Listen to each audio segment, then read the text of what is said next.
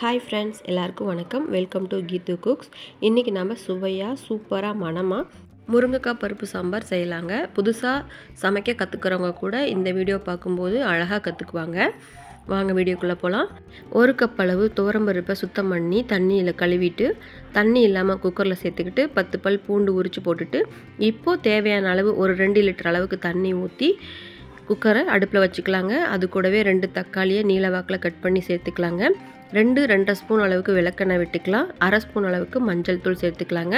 இது கொதிச்சு வந்துட்டு இருக்கும் போதே ஒரு 4-5 அதாவது 1/4 ஸ்பூன் அளவுக்கு வெந்தயமும் சேர்த்து நம்ம மூடி போட்டு குக்கர் விசில் விட்டுக்கலாங்க. வெந்தயம் சேர்த்து பருப்பு வேகும்போது அருமையான டேஸ்ட்டில் சூப்பராக உங்களுக்கு துவர்ப்போட கிடைக்கும். 2 விசில் விட்டுக்கலாம். அதுக்குள்ளே நாம் ஒரு பெரிய சைஸ் மலை நெல்லிக்காய் அளவுக்கு புளி எடுத்து சுத்தம் பண்ணிவிட்டு அதை 1 டம்ளர் தண்ணி ஊற்றி ஊற வச்சுக்கலாங்க. இப்போ குக்கரில் தம் இறங்கிடுச்சு. ஓப்பன் பண்ணி பார்க்கலாம் பருப்பு எப்படி வந்திருக்குன்னு சொல்லிட்டு. பருப்பு நல்லா அழகாக வெந்து வந்திருக்குங்க. இப்போது பருப்பில் இருக்க தண்ணியை தனியாக வடித்து எடுத்துக்கலாம். இப்போ தான் நமக்கு பருப்பை கடைஞ்சி எடுக்கிறதுக்கு ஈஸியாக இருக்கும். தக்காளியும் பூண்டும் பருப்போடையே வேகும்போது பருப்போட டேஸ்ட்டும் சூப்பராக இருக்கும். நம்ம குழம்பு சாப்பிடும்போது தனியாக பிரித்து எடுத்து வைக்கவும் மாட்டோம். அருமையான டேஸ்ட்டில் நமக்கு சாம்பார் கிடைக்கும். அதுக்காக தான் பருப்பு கூடயே வேக விடுறது. இப்போ நம்ம நல்லா பருப்பு கடைஞ்சாச்சு. இது பருப்பு தண்ணியோடையே சேர்த்து எடுத்து வச்சுக்கலாங்க. குக்கரை ஒரு கழுவிட்டு அந்த தண்ணியையும் பருப்பு கூடயே சேர்த்துக்கலாங்க. இப்போது புளியையும் கரைச்சி ரெடி பண்ணி வச்சுக்கலாங்க.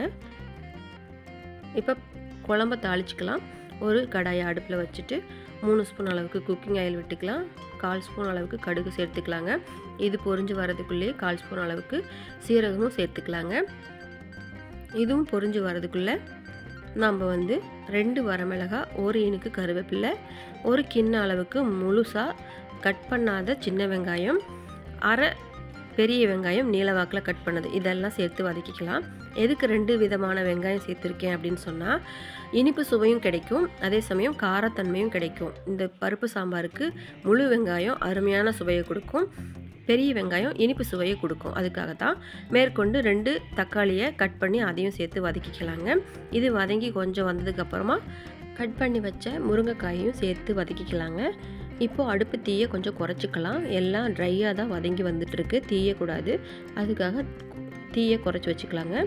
இப்போ ஓரளவுக்கு வதங்கினதுக்கு அப்புறமா 1/2 டம்ளர் அளவுக்கு தண்ணி விட்டு வதக்கிக்கலாங்க. இது தண்ணியில் நல்லா கொஞ்சம் வேகட்டும். ஒரு 2 நிமிஷம் மூடி வச்சு வேக விடலாம். ஓரளவுக்கு எல்லாமே கொதித்து வேக ஆரம்பித்தாச்சு. இப்போது நம்ம மசாலா சேர்த்துக்கலாங்க.